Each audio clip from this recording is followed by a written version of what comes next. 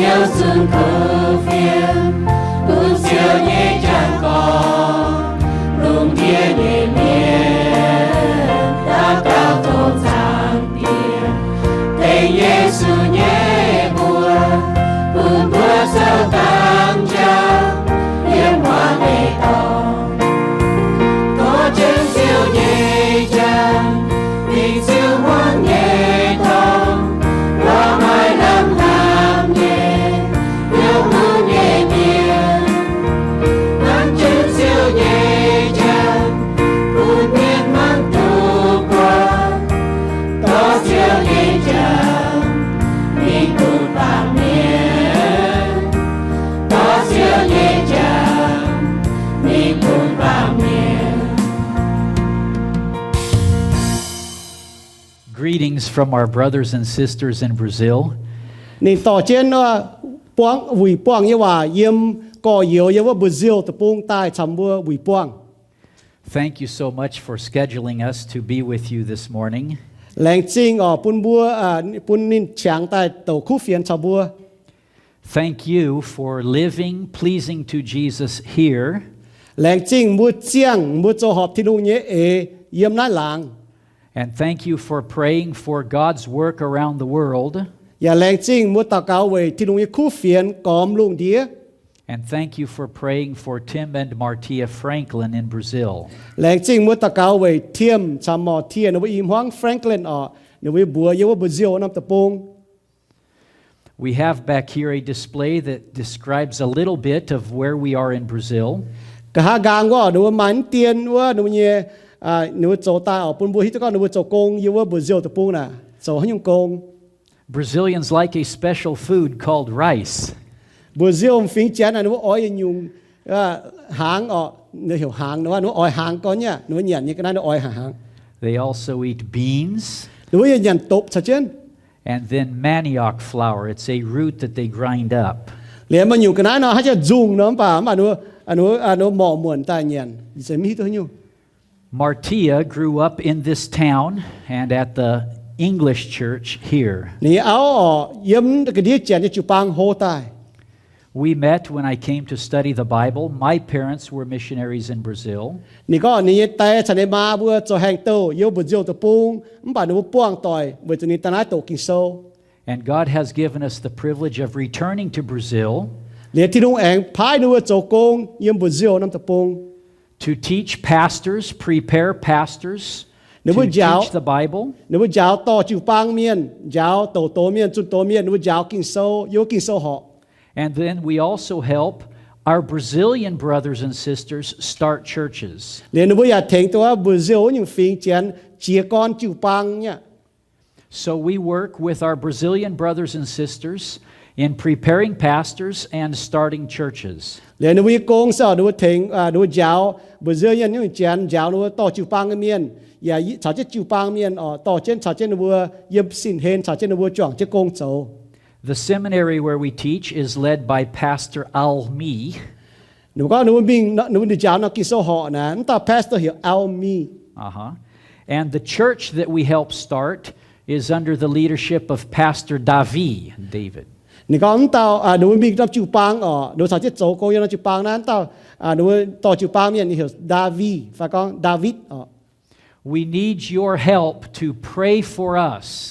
หนูว่าเชื่อมจุ่มบัวจันตาเกาเวยหนูบัว So there is a card back here for you to pick up and remember to pray for Tim and Martia Franklin. เรียกหากางมาควายเจ้ละตาเกาเจ้ว่าตั้งมุดจวนหนูบัวจางโจ้เช่นมิ่งเลยให้จันมุดปอดทางควายเจ้มุดจางเจ้ตาเกาเวยหนูบัว There are lots of stories to tell about Brazil. มาเจียอยู่ให้กองตะเทาบราซิลน้ำตะปง Special foods. ก็ทานเหยียนนี่ก็ได้ Mango. ก็ทานมะม่วงเปรี้ยว But I think the mango came from Asia. มันปัญหาตะตานมะม่วงน่ะแต่ยังบัวเอเชียปูมิงทานตะปง Papaya. ก็เถาว่าเดี่ยงกว่า But today we want to talk about food that is much better. อีหอยบัวก็เถาก็มาอยู่ตัวเหยียนนี่ก็ได้ปากเก้ายาวเชียเหยียนนี่ก็ได้เสจุงวิวา Spiritual food. ก็เถาลิงว้วนยุงแมง Eternal food. เย็ดลิ้วเหยียนฮบ I would like to invite you to turn in your Bibles to Genesis chapter 1. ย้อนบุคอยกิ่งโซถ้าที่คอยกิ่งโซมีว่าทินเตเตาโซแต่เย็ดจาง And this morning I would like to show for you that God wants a big family. อีดอมยอปุ่นมุมหมังปอดแกงก็ทินหูอ่อยปุบไม้ต้มห้างต่อย God wants a big family, and what am I, you, us, what are we doing about God's big family?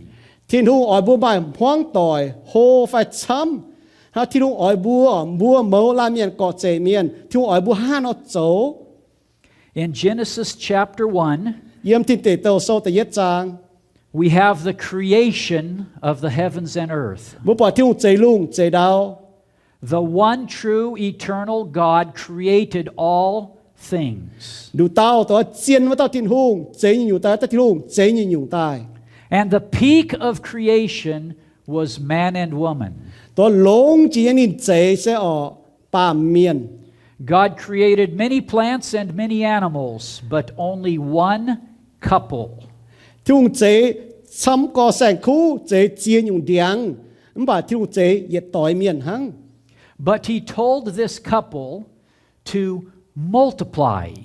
บ่านี่บวมต่อยเมียนอจุเหียงอจุไม้ฝุ่นฟ้าช้ำ Can we read Genesis chapter 1, verses 26 through 28, please? เหลือบุตรว่าทินเตเตาโซแต่เย็ดจางนี่จะรัวเยี่ยมมีทางนี่จะเป็ดเยี่ยม You want to just read it? ทินหุงแองกองบัวอ้อยจุจิวบัวเย่ฝังเจเจเมียนตายจ้วงบัวอย่าหั่งบัวนอปุนบัวกุ้นคอยกุญยัวเย่เบียวเยี่ยมดามลุงเย่หนอยุ่งยุ่งแสงคู่อย่ากุ้นยุ่งยุ่งยองดาวเย่กันนายทินหุงเจียวจิวนินการเจฝังเจชดป่าเจฝังเจเจชดป่าเมียนเซจิวทินหุงกันเย่ฝังเจเมียนใต้นินเจชดเป็นจังเป็นเสียนี่นะทินหุงปวงว่านินบัวนินกองไม่บัวอ้อยจุไม้ฟุช่วยเหียงตายปวงลุงเดียอย่ากุ้นตู้บัวลุงเดียเย่กันนายอ้อยจุกุ้นเยี่ยมคอยเย่เบียวเยี่ยมดามลุงเย่หนอชาวยุ่งยุ่งไม้แมงยองดาวเป้เย่กันนาย Let's pray. บัวจอจะตะกาวออก Thank you, God, for calling us to be your family. แรงจริงจางเตียไม่เหี่ยวยีบัวจนตายโจมาเยี่ยมห้องต่อย Thank you for giving us the Bible that tells us about you. แรงจริงไม่ปุ้นมันเยี่ยว่ากิ่งโซแต่ปุ้นยีบัวให้หิวตุเท่าไม่ Thank you for sending others to tell us about your family. แรงจริงไม่พายเมียนมิ่งบัวยีบัวเท่ากองห้านอเป็นมันเยี่ยห้องต่อย Thank you for sending Jesus to save us into your family. แรงจริงไม่พายมันเยี่ยตอนเยซูกิตูแต่เจียวยีบัวปุ้นยีบัวให้เป็นมันเยี่ยน้ำเหนียว Help us to be good children. ยาวอยู่เป็นหลงเยี่ยน้ำเหนียวตอนช่วย And help us to be good servants. ยาวอยู่เป็นหลงเยี่ยเป้าบุญเม Servants to gather others to be your family. ยาวอยู่เป็นเป้าให้มีบัวเมียนให้เป็นมันเยี่ยห้องต่อย In Jesus' name, amen. เยี่ยมเยซูกิตูเนี่ยบัวเอเมน Amen. In Genesis chapter 1, verse 26, God created humans in His image. เยี่ยมที่เตโตโซแต่เย็ดจางนี่จะรวยเยี่ยมเราทินหุงเจบัวปาเมียนตายไม้นี้ฝังเจ In the image of God means that we as humans are completely different than animals. เวยบัวไม้ที่นุ่งฝังเจไม้เอเลก็บัวปาเมียนนะบัวหั่งแสงคู่ God used good technology in the monkey. ทินหุงเจบิงนั่นนี่ฮะเจตู้ยาวเนี่ยหรอมาจากสีหลงเนี่ย And that good technology idea He used for us. เดี๋ยวจะหอยนะบุปผาทานินฮันเอาเจบัวนะตรงเตจะเอนะฮังปุ่นบัวถ้ามาปาเมียนนะเก้าลงเจียเนี่ยเอเลยนะฮังเนาะ God used good technology in the pig. ทินหุงโนเจียนอยู่นี่จะเอลงจะเอ chế sang khu hang tụng phải ọ. And the doctors tell us that our heart is like the pig heart, similar. เหลืออีจานะหนูดีไซเมียนอ๋อหนูจ่าดีไซเมียนมันก็บัวปลาเมียนยังเหี้ยวน่ะอารมณ์ห้างติดตุงยังเหี้ยวเนาะฝีห้างแต่เนี่ย God used good technology in animals and in humans. ทินฮุงนี่มาจะเอลงก็นี่เป็นเจลงก็เจแสงคู่อย่าเจปลาเมียน But God made humans totally different than animals. มป่าที่ฮุงเจบัวปลาเมียนไม่ห้างแสงคู่ God made humans to socialize, ที่ฮุงเจบัวปลาเมียนตายไม่จิวทง to have fellowship one with another, ปุนบัวให้ล้านชาล้านมาจิวทง but above all, to have fellowship with God. เก้าเจียนจีเซลปุนบัวชาวจางเตียให้มาจิวทง The birds sing for the glory of God, เนาะให้เป่าจุงเซงทินฮุงเนี่ยปุที่ฮุงบัวตุอย่างหลังเนี่ย but we have the privilege to talk to God. ป่าบัวป่าเมียนอ๋อบัวตู้ที่ฮุงเนี่ยเอ็นตู้ที่ฮุงต้มฟุปุนบัวให้ชาวจางเตียจิวทงชานิก้องว่า God commands the winds and the waves, ที่ฮุงให้หัดบิวเนี่ยคอยเยวมหลางไม่มิ่งแต่ตาย but God talks to us. ป่าทินฮุงชาวบัวก้องว่า God created us in His image so that we could worship and fellowship with God. ที่ลุงเจบัวตายปุนบัวให้ชาวที่ฮุงมาจิวทงปุนบัวให้จางนินชานินมาจิวทงปัวจางนิน Not that God is like humans, but that humans are a little bit similar to God. เจก็ทินฮุงหังบัวป่าเมียนบ่าบัวป่าเมียนหังเตียนนอทินฮุงมันเตียนที่ฮุงจุดเซตเฟียมฟิง And so in verse 28, God blesses the humans and tells them to multiply and fill the earth. วุฒิหอยเยี่ยมว่าทินเตโตโซแต่ยัดจางยิสเปเยี่ยมที่ลุงเฉยฟุปูนป่าเมียนที่ลุงก้องบัวนบัวอ้อยจูไม้ฟุจ้วยเหียงป้วงลุงเดีย Because God wanted a world full of worshipers in fellowship, communion with God. เวจุทินฮุงอ้อยลุงเดียป้วงเจงเมียนชาวนินมาจิวทงปัวจางนิน But the world today is not like that.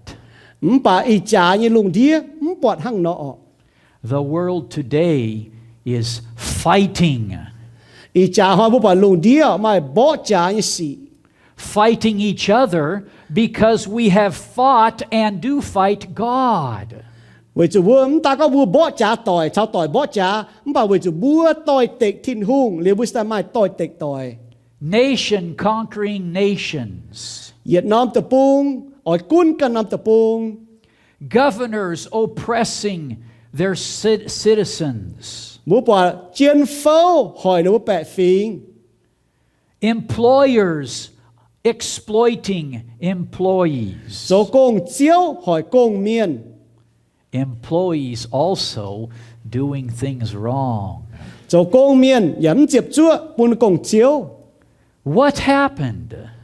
มาเวให้ยุง Adam and Eve rebelled against God. เวจุเต้าต่อยเมียนอาดัมชาวาหรือว่าต่อยเต็กถิ่นหุงหวงทิวว่า Their first son killed Abel. นี่ก็แต่เยียดจีตาตอนตายนี้เยียว Their descendants rebelled against God. ในวันนี้ฝุ่นฟ้าต่อยเต็กถิ่นหุงหวงทิวว่า And in Genesis 6, chapter 6, the world was full of violence. ชาวบุตรจะพิธาตินเตโตโซตรวจางอ่ะลุงเดียป้วงเจงวายสีอ้อยี่สี Rebellion against God ต่อยเต็กทินหุงหวงทิวว่าแงงทินหุง and oppression against others. เหลียวจะหอยนัวแองหอยต่อยหอยเมียน So God saved Noah and his family through the global flood. วุฒิหอยทินหุงเจียวอย่าป่วนเมียนโนยาชานิมห้องต่อยลงวมเยี่ยมใจลุงเดียมบ่เจียวอย่าป่วนเมียน After the flood, God told humanity to scatter and fill the earth. Vốn yếm lên lùng đĩa thì hùng bùa tông tế chỉnh tế miền có ở chỗ yếm cóm mình cóm lùng đĩa mình yếm. And what did they do? Nếu bữa cho hình dung They disobeyed nếu bữa ánh muang thì hùng yếu hòa and gathered nếu anh cấp chun tài in rebellion against God. anh tôi tịch thiên hùng anh muang thì hùng hòa. They didn't worship God and they didn't have fellowship with God. Nếu bữa muang thì hùng hòa anh sao thì hùng chiêu thông nếu bữa anh chẳng thiên hùng. They united against God. Nếu bữa cấp chun tài tôi tịch thiên hùng. God is the creator. Thiên hùng tôi chế như nhung tài tao thiên hùng. God is the judge. Ni sẽ cho tôi phai xỉ với tao hùng. And so God did a little bit of something in the tongue. Nếu cho thiên hùng chống tiên ở tỉnh nó với truy, mà tỉnh nó với biệt. And scattered humanity. Bún ba miền mình gián dịnh. But God wants a big family. Mà thiên hùng ở bún miền chấm ở bênนี้hoang tỏi. But humanity rebels. Mà ba miền tỏi tịch thiên hùng, ngàn thiên hùng. And so in Genesis chapter 12, God calls Abraham. Nếu cho họ yếm thì tế tàu sâu chiếm nhẹ trang thiên hùng hiểu lan miền hiểu Abraham. Genesis 12, 1 through 3. Thiên tế tàu sâu chiếm nhẹ trang ta yết yếm mi thao ta phàm yếm. Can you read it with emphasis on verse 3?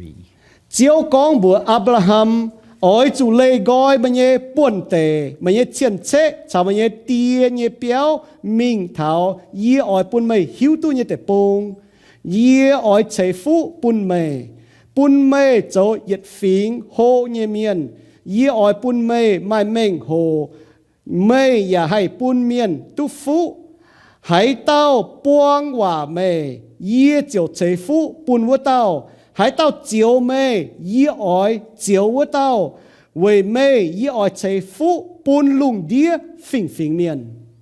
God chose Abraham so that Abraham would be a blessing. Thiên hùng kín Abraham ở vì ở bún Abraham ở bên tàu trông bên phú bún thảo lùng đĩa miền. Why did God choose me and you Cho hay thiên hùng kín mê chào yế bên này nam nhiều. to be a blessing? Vì bún bùa bên phú liều mình bún miền. We are not better than others. Buông xem sẽ cao lông miền.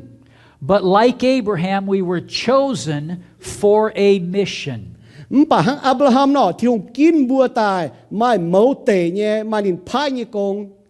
God told Abraham, in you, all families of the earth will be blessed.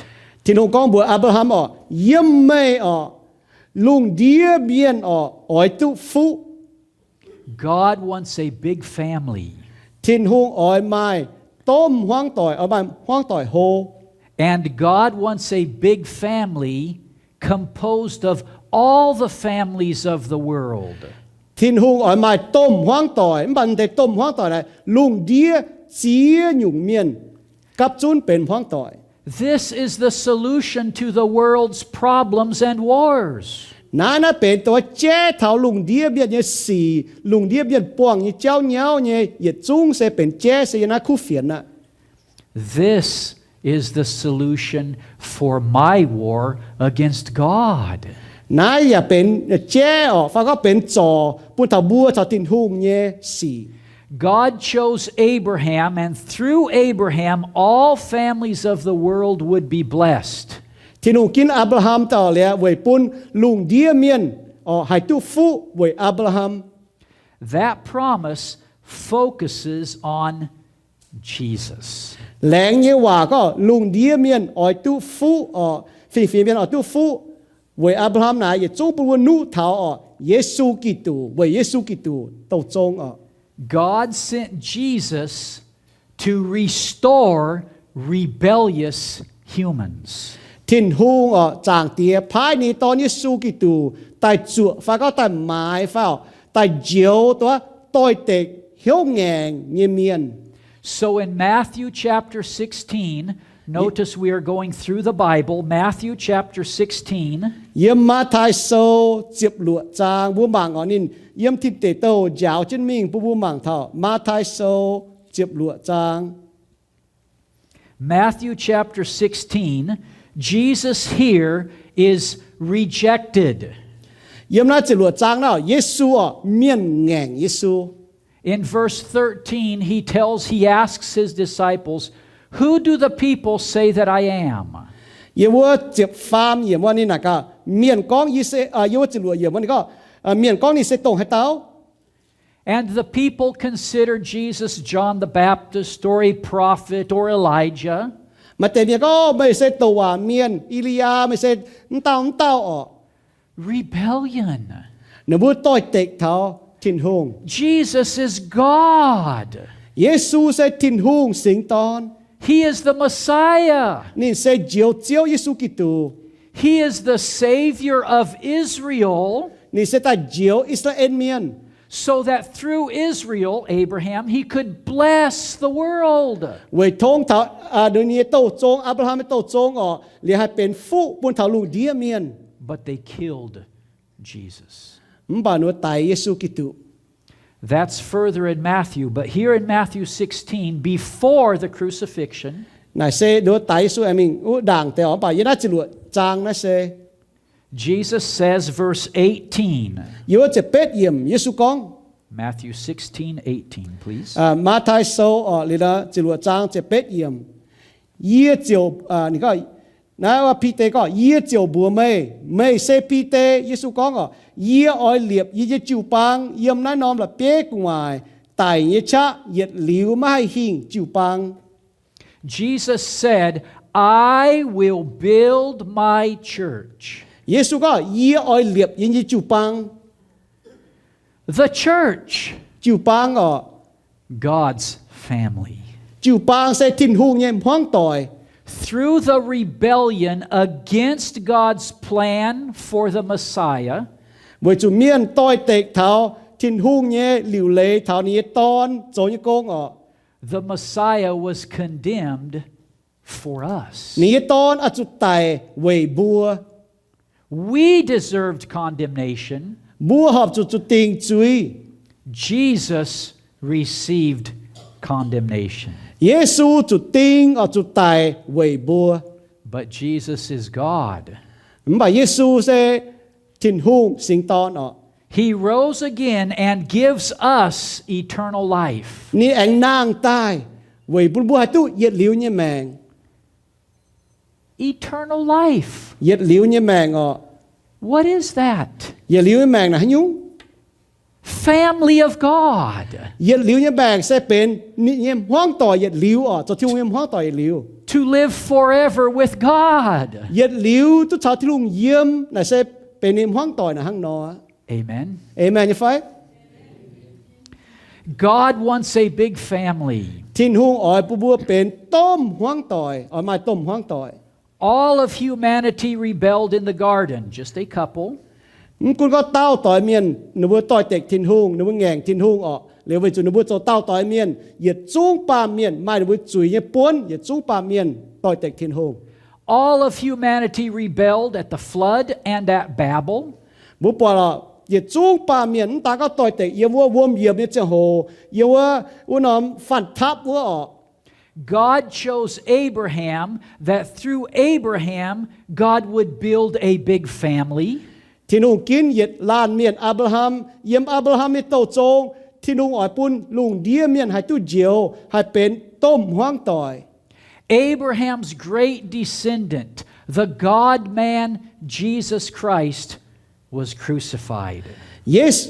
อับราฮัมเนี่ยโตโจงเยซูกิตูเนาะป้วงเจงโตป้วงเจงปาเมียนโตเมียนนี่จุดติ้งไตเยี่ยมเจ็บจางจ้า Humanity rebelled against God. ปาเมียนอ๋อต้อยเต็กทินเท้าทินหุง But God wants a big family. ป่าที่นุ่งอ้อยมาต้มห้องต่อยอ๋อเมียนใต้โจนี้ห้องต่อย And after Jesus rose again, Matthew 28, บุปผาเยซูไต่ลิวนางใต้เยี่ยมมาไทยโซนี่จะเป็ดจาง Jesus said in Matthew 28, verse 19 and 20, เยี่ยมมาไทยโซนี่จะเป็ดจางเจ็บเป็ดเยี่ยมไม่เท้านี่เจ็บเยี่ยม Can you read 19 and 20, please? Vì nãy mây bùa oi chủ mình giáo màn phiền miên dấu y nhé sai có oi chủ tên tia ton chào sinh linh nhé bùa thánh đến bùa chiều vôm nhé lệ và giáo đến bùa ê dình y bùa mây bùa dấu nhé nhung nhung chẳng chết ổ yê yết liu chào mây bùa yếm thảo màn thảo bàm kên nhé xét muối. Thank you. God wants a big family. Thiên hung ỏi mai tôm hoang tỏi. And even though humanity rebels, He calls us to go.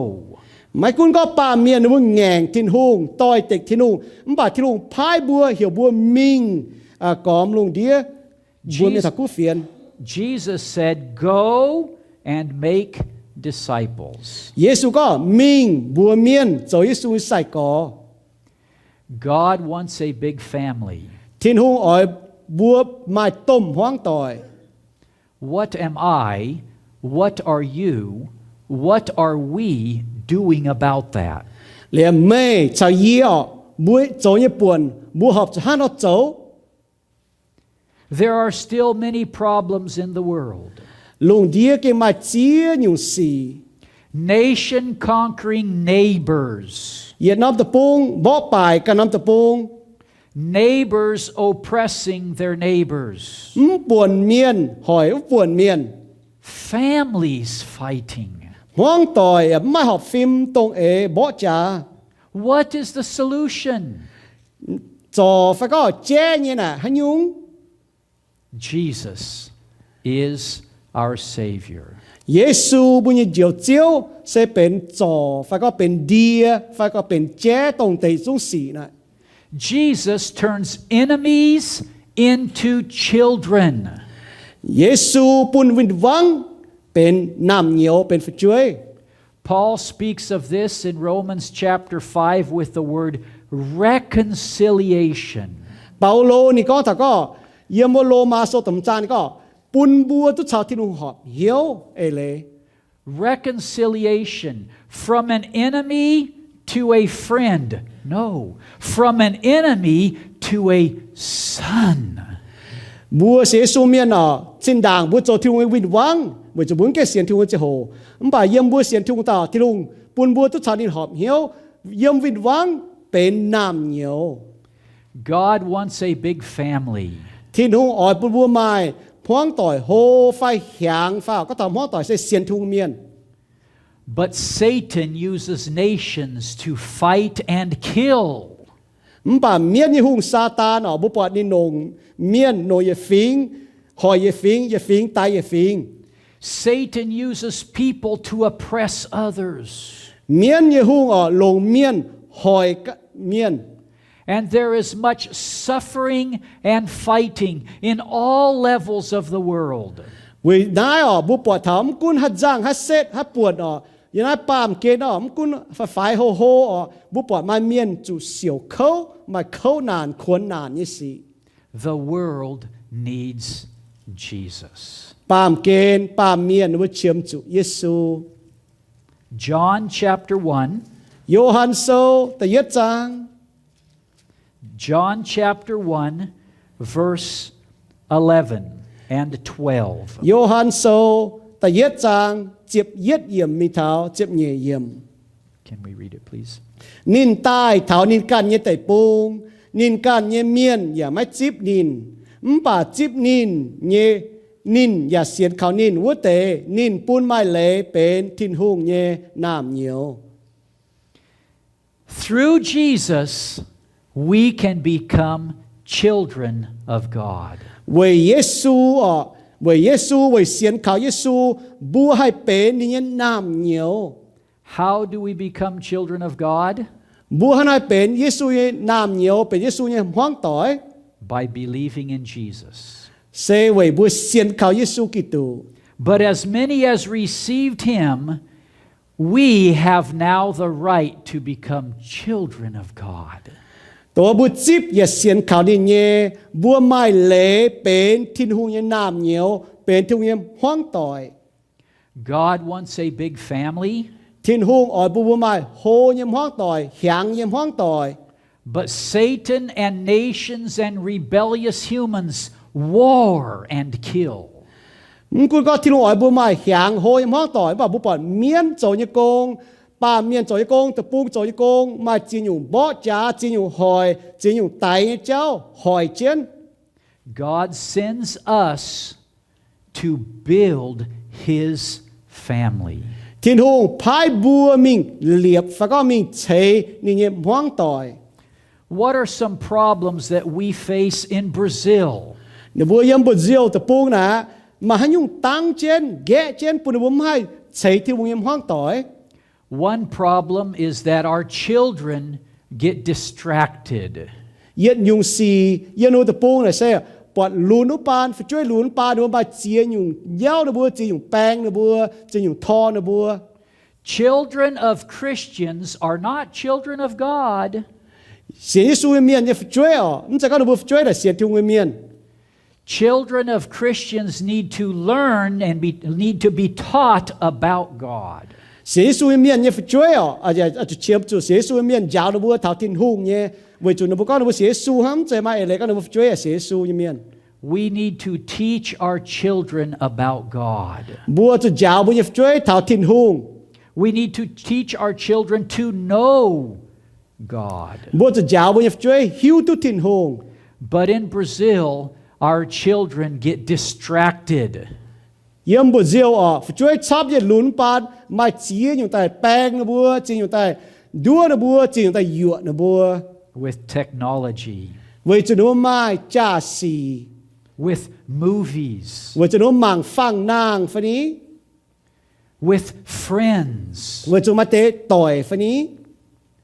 fellowship with unbelievers and not fellowship with God.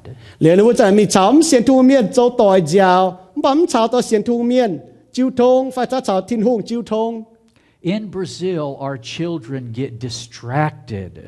Yếm Brazil này nó phải chơi kinh mà chia dùng dừa, chia dùng bang nữa bùa. May God help us train our children to know Him. Thôi thiên hùng bùa mai thông minh, hay giáo bùa phải chơi tài, bùn bùa phải chơi hay hiếu tu thiên hùng. In Brazil, we have a virus. Yếm Brazil này nó mà dùng bang, It's called money. dùng bang nó hiểu nhàn.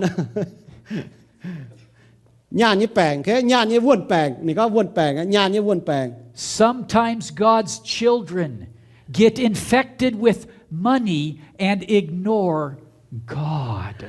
Mà tế xế xu miên chủ nhàn như vuông bang, chủ nó bùa liu, liền nó chân à, lê cô thiên hùng, lò thiên hùng, chẳng thiên hùng như lê.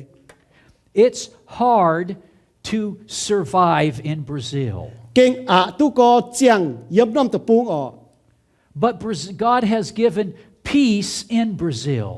Bà thiên hùng ya bùn bang nhé, bùn thập miên yếm Brazil năm tập buông.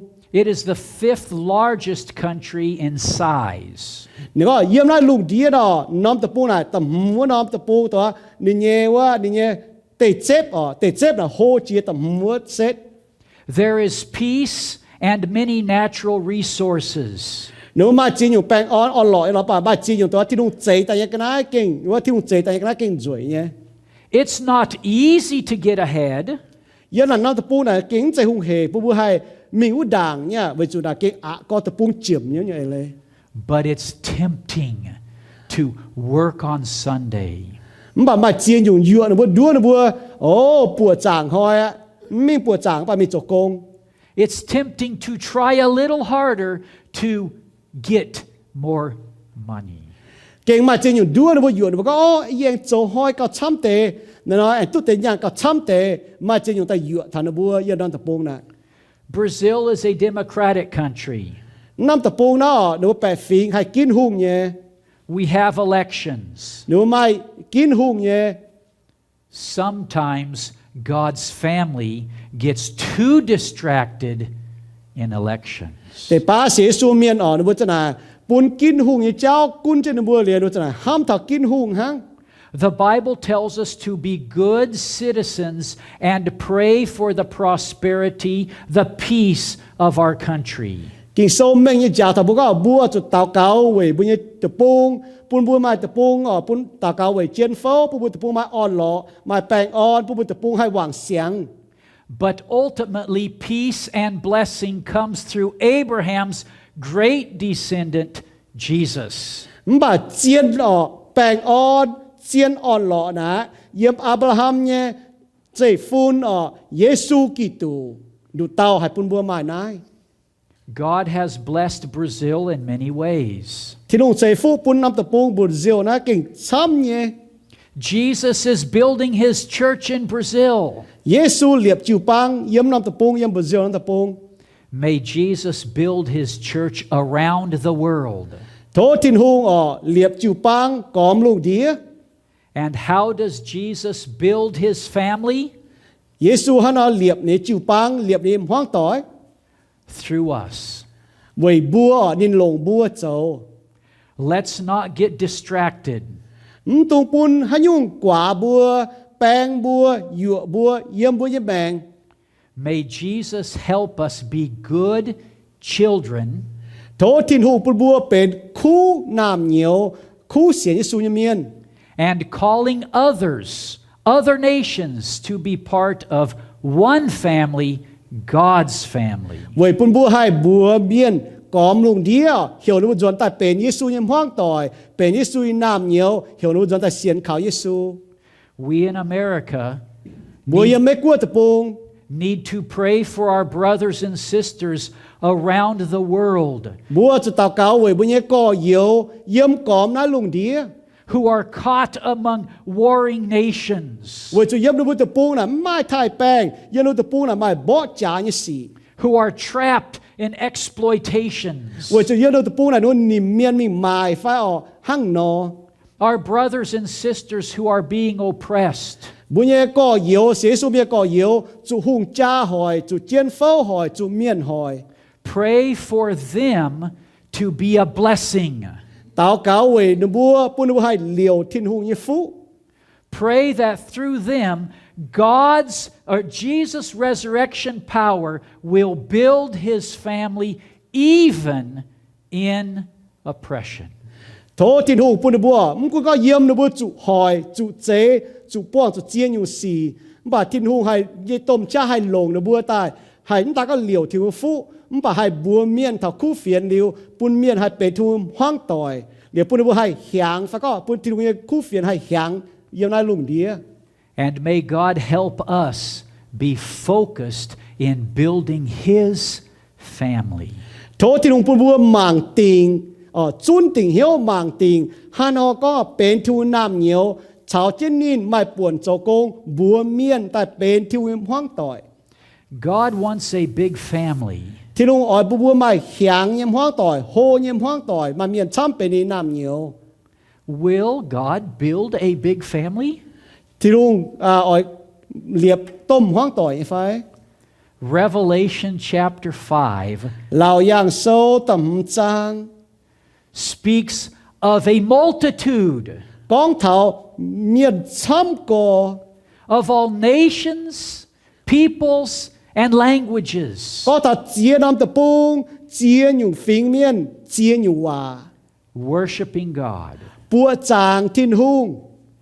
God wants a big family. Thiên hùng ỏi mai tôm hoang tỏi, ỏi mai hiáng nhâm hoang tỏi. And God uses us to build his family. Thiên hùng lồng bùa mình bùa miên, duẩn ta xiết khảo nín, bến nhâm hoang tỏi. Let's pray. Bùa choàng chết tao cáo Thank you, Lord, for making us a part of your family. Lẹ́ng chinh chiếu mày hiểu như bùa duẩn tai, bến buồn mà nhâm hoang tỏi. Help us to be good children to grow your family. Thèn như bùa hay bến khu nam nhiều, với buồn mà nhâm hoang tỏi, anh cả hay hiáng chứ mình, hô chân mình. Help us to be obedient children that do not get distracted. Thèn như bùa bến khu nam nhiều như miền, tụ buồn mà hay nhung hay dụa như bùa, hay nhung bèng như bùa, cho như bùa, nhéo như bùa nhé, bến khu nam nhiều như miền. We pray this through Jesus' name, Như bùa tao cáo yếm Giêsu Kitô như bùa. who deserves all glory Với chủ Giêsu bùi tu nhung nhung, bùi tu chip giang làng. among all peoples, Vì cho nên bùi tu chip giang làng. To him be the glory, amen. Vì ní bùa yêu chênh nín thai nín. Bùi ní bùa tu giang làng. Amen. And we pray, Lord, Chiếu à yêu tao cáo. for our brothers and sisters in Brazil Tao cáo vì yêu nhé có yêu yên bùa diêu năm tập bung. and our brothers and sisters in other countries Và yêu có yêu yên cắt năm tập bung chào chiến. that are caught in conflict, oppression, and death. Tông nó bùa chủ khâu nhé tông. Chủ mà hùng cha hỏi, chủ miên hỏi, chủ yếm chế bù đông. Mà tập bung bỏ trả phá ní, mà chỉ nhung hỏi, mà hòa ý xì, ó ý xì hỏi nó bùa nhé miên. That the power of Jesus would strengthen and protect them. Thôi Giêsu như tôm cha cầu trên nó bùa mà cha hay tiết tốt nó buông cho nhé. And use them to give eternal life. Lồng nó bùa dấu giang bùn miên hay chia tu bùn nó bùa hay hiếu tu hay nhiệt liu như mèng. To those around them. Yêu nó cái hệ nó tệ bùn nó hay chia tu chiếu hay bền chiếu nhầm hoang tội. That Jesus Christ would be praised. Liu nó bùa hay chênh Giêsu Kitô. Amen. Amen. Thank you, Pastor. Ai lành chinh Thank you all. May Jesus Christ be praised with a big family. lành chinh thôi thiếu chế liệp hoang tội hô nhầm hoang tội. Thank you, Pastor.